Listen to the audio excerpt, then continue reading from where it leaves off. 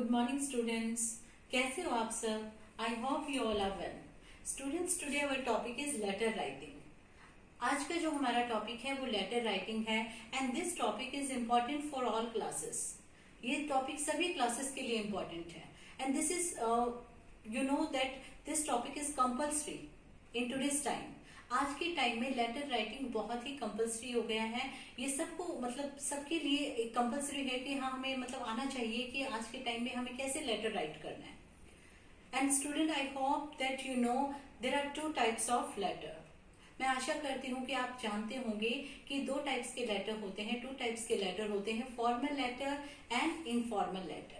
Formal letter वो letter होते हैं जब आप किसी अथॉरिटीज को लेटर लिख रहे होते हैं, जैसे कि आप मान लो अपने किसी भी बड़े अधिकारी को, ऑफिशियल अधिकारी को लेटर लिख रहे हैं जहां पर आपको काफी सारी फॉर्मेलिटीज करनी पड़ती हैं। इनफॉर्मल लेटर्स वो लेटर होते हैं जहां आप अपने भाई बहन को, अपने माता पिता को, अपने फ्रेंड्स को लेटर लिख रहे होते हैं, वो लेटर हमारे इनफॉर्मल लेटर में इंक्लूड किए जाते हैं।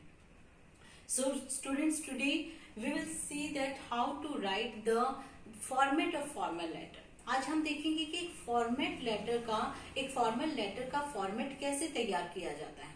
ठीक है, so today's our topic is format of formal letter.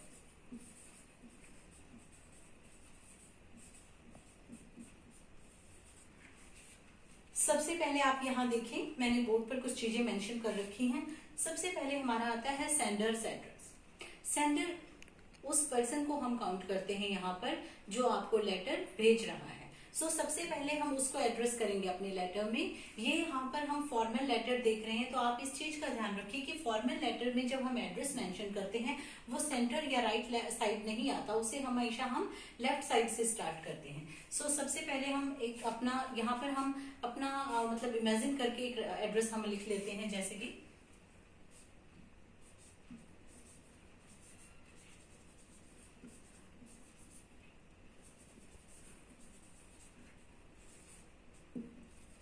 हमने एड्रेस डाला 17 आदर्श नगर सिरसा। ठीक है, नेक्स्ट आप मेंशन करोगे, सेकंड क्या है हमारा, डेट। हमने नेक्स्ट अपना इंक्लूड किया यहाँ पर डेट। अब आप इस चीज का ध्यान रखें कि जब हम डेट लिख रहे होते हैं, जैसे कि आप मान लो हमने यहाँ पर डाल दिया 12 जून 2020। बच्चे देखो कि अब मैंने यहाँ पर कहीं भी कोमा नहीं लगाया। जब आप सबसे पहले डेट मेंशन करते हो, उसके बाद आपने मंथ मेंशन किया और फिर ईयर, तो हमें कॉमा लगाने की जरूरत नहीं है। बट अगर इसी आप इस डेट को इस तरीके से डालते हो, ये देखो, तो दोनों साइड नंबर हैं। अब इनको सेपरेट करने के लिए हमने यहाँ पर कोमा यूज किया। आप इस चीज का ध्यान रखेंगे कि अगर डेट पहले मेंशन हो रही है तो फिर हमें बीच में कोमा लगाने की आवश्यकता नहीं है। बट अगर पहले हमने मंथ मेंशन किया तो फिर डेट और ईयर को सेपरेट दिखाने के लिए हमें कोमा लगाना पड़ेगा। इस चीज का आपको ध्यान रखना है। अब नेक्स्ट है हमारा थर्ड है रिसीवर एड्रेस। रिसीवर कौन? जो हमारे लेटर को रिसीव करेगा, ठीक है ना, जिसको हम लेटर भेज रहे हैं। तो आप अब देखो, हमने आपने मतलब एक इमेजिन से हमने एक यहाँ पर एड्रेस तैयार करा, तो आप मान के चलो कि ये लेटर हम लिख रहे हैं एक सैनिटरी इंस्पेक्टर को, और उसे कंप्लेन करने के लिए कि जो आपकी एरिया है वहां पर सैनिटरी कंडीशन सही नहीं है, बैड सैनिटरी कंडीशन के लिए आप ये लेटर लिख रहे हो। तो हम रिसीवर को लेटर लिखते हैं।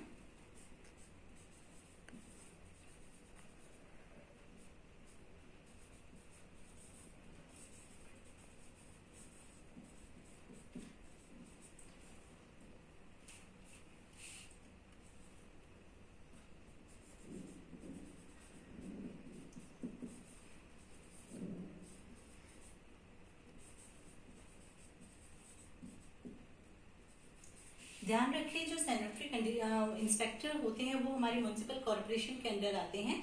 हमारा रिसीवर कौन बना है? Sanitary inspector, municipal corporation Sirsa. ठीक है, ये अब यहाँ पर हमने क्या क्या इंक्लूड कर लिया? फर्स्ट हमने सेंडर एड्रेस, नेक्स्ट हमने मेंशन किया डेट, और थर्ड है हमारा जिसको हम लेटर अपना भेज रहे हैं, जो हमारा रिसीवर है लेटर का।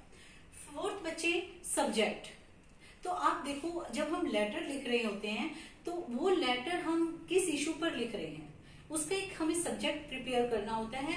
भाई सामने वाला जब पहले देखे तो सब्जेक्ट देखे कि लेटर किस चीज को लेकर किस मुद्दे पर लिखा गया है। सो नेक्स्ट हमारा बनता है सब्जेक्ट।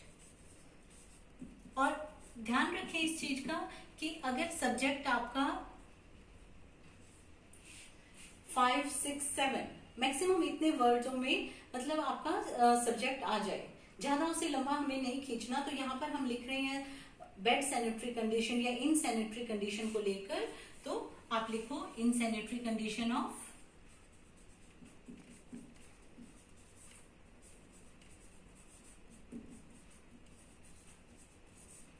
कौन से, हम कहा से अपना हमने एड्रेस दिया था, आदर्श नगर।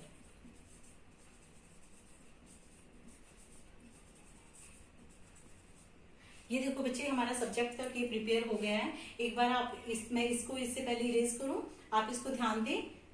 सबसे पहले हम ये हमने किया है सबसे पहले सेंडर का एड्रेस, नेक्स्ट हमने मेंशन किया डेट को, थर्ड हमारा था receiver address and the fourth is subject कि हम किस सब्जेक्ट पर अपना हमारा इशू क्या है, हमारा हम किस टॉपिक पर लिख रहे हैं। सो ये चीजों आई होप कि आपको समझ आ गई होंगी।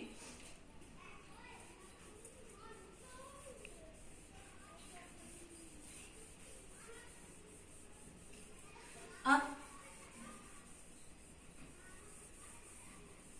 नेक्स्ट है हमारा, इसे हम क्या बोलेंगे, इस चीज का भी आप ध्यान रखना है। इसे कहते हैं सैल्यूटेशन। सैल्यूटेशन जैसे आप सैल्यूट कहते हो ना, सैल्यूट करना, उसी से आप इसके उसी तरीके से प्रोनाउंस करें सैल्यूटेशन। सैल्यूटेशंस में हम किस चीज को इंक्लूड करते हैं, जैसे बच्चे मान के चलो आप लेटर लिख रहे हो तो आप सामने वाला सर है, मैम है, आप कुछ तो उनको कह के लिखोगे ना, तो आप बेशक यहाँ पर लिख सकते हैं डियर सर, ठीक है, या फिर आप इसकी जगह लिख सकते हैं डियर मैम। और आज ध्यान रखें कि मैम को कॉन्ट्रैक्शन करके हम मैम भी लिख सकते हैं, किस तरीके से, या फिर आप सर, अकेला सर, या फिर अकेले मैम, मतलब ये। और ये ध्यान रखना कि जो आप इस चीज को ध्यान रखें कि डियर वर्ड ऐसा नहीं है कि ये इनफॉर्मल लेटर्स में ही यूज किया जा सकता है, हम इसको फॉर्मल लेटर में भी यूज कर सकते हैं, ठीक है। आपको इनमें से कोई भी एक अपने लिए सैल्यूटेशंस यहाँ पर छाटे की भी हम किसको लिख रहे हैं, इस चीज का आप ध्यान रखें, ठीक है। नेक्स्ट है हमारा बॉडी ऑफ द लेटर। आज हम इसकी डिटेल में नहीं जाएंगे क्योंकि टुडे मतलब हमारा टॉपिक क्या है कि सिर्फ हमें ये देखना है कि हमें उसका फॉर्मेट कैसे तैयार करना है। हम डिटेल में नहीं जा रहे कि हमें वहां पर लिखना क्या क्या है। सो उसके बाद आप लिखेंगे मतलब अपना यहाँ पर किस मैटर पर आप लिख रहे हो वो आपका यहाँ पर कंप्लीट होगा, बॉडी ऑफ द लेटर, ठीक है। इसे आप 4 स्टेंजास 5 स्टेंजास में आप यहाँ पर इसको अपना मेंशन कर सकते हैं। नेक्स्ट हमारा, जब आप अपना लेटर कंप्लीट कर चुके हो, आप अपनी प्रॉब्लम्स उसमें बता चुके हो, रिक्वेस्ट कर चुके हो, जब सारा लेटर खत्म हो जाएगा उसके बाद हम मान के चलते हैं कि लेफ्ट साइड थैंकिंग, थैंक्स करने के बाद, ठीक है ना, थैंकिंग यू, थैंक करने के बाद इस चीज को देखें, यूअर्स फेथफुली एंड सिंसियरली। देखो बच्चे, हमने अक्सर देखा है कि जब हम एक लेटर राइट करते हैं ना, तो वहां पर हम वैसे तो जनरली हम सारी चीजें यूज कर लेते हैं, हम सिंसियरली भी लगा देते हैं, हम फेथफुली भी लगा देते हैं, ट्रूली भी लगा देते हैं, ऑबिडियंटली भी लगा देते हैं, बट इनमें भी डिफरेंस है। हमें कहाँ क्या यूज करना चाहिए हमें पता होना चाहिए। अगर हम बात करते हैं फेथफुली और सिंसियरली, देखो इंग्लिश का स्टैंडर्ड क्या है, हम इंग्लिश का standard Oxford and Cambridge university को मानते हैं, तो उनके अकॉर्डिंगली अगर हम बात करें तो कहाँ हमें फेथफुली लगाना चाहिए और कहाँ हमें सिंसियरली लगाना चाहिए। बच्चे देखो कि मान लो अगर आपने सैल्यूटेशन में डियर सर की जगह आपने लिखा होता है dear mister Ram, dear miss Sonia, मतलब आप सामने वाले को अगर जानते हो, आप उनके नाम से उनको मतलब मेंशन कर रहे हो, आप उनके नाम से उनको एड्रेस कर रहे हो, तो फिर तो आप लगाओगे सिंसियरली, ठीक है, अगर सामने वाले को आप जानते हो। अगर आप नहीं जानते, आप सर मैम कहकर उनको यहाँ पे एड्रेस कर रहे हो, तो फिर आप लगाओगे फेथफुली। आई होप ये भी आपको समझ आया होगा कि हमें कहाँ फेथफुली लगाना चाहिए और कहाँ हमें सिंसियरली लगाना चाहिए। इसके अलावा अक्सर बच्चे ओबीडियंटली भी लगा देते हैं, तो आपको ये बता देती हूँ मैं कि ओबीडियंटली स्टूडेंट्स के लिए ठीक है कि स्टूडेंट्स ज्यादातर ओबीडियंटली यूज करें तो वो ठीक है। और अगर बात करें हम ट्रूली की, तो फॉर्मल लेटर में देखा जाए तो जो ट्रूली है वो इतना सेट नहीं बैठता, क्योंकि वो थोड़ा कहीं ना कहीं इनफॉर्मल हो जाता है। ठीक है, और लास्ट में हमारा क्या रहता है, यहाँ पर हम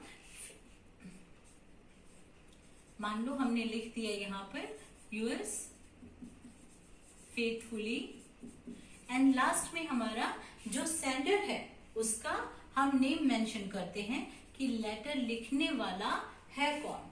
ठीक है, एक बार हम शॉर्ट रिवीजन करें, सेंडर एड्रेस, नेक्स्ट हम डेट, थर्ड पर हम क्या मेंशन करते हैं, रिसीवर को एड्रेस करते हैं कि लेटर रिसीव कर कौन रहा है, फोर्थ हमारा सब्जेक्ट रहेगा, fifth salutation, next body of the letter की हमारा विषय क्या है, हम किस टॉपिक पर लिख रहे हैं, नेक्स्ट है हमारा हम थैंक्स करते हैं, एंड फिर हमारा हम जो फेथफुली या सिंसियरली अपना ऑनर शो करते हैं, एंड लास्ट जो सेंडर का नेम रहेगा वहां पे।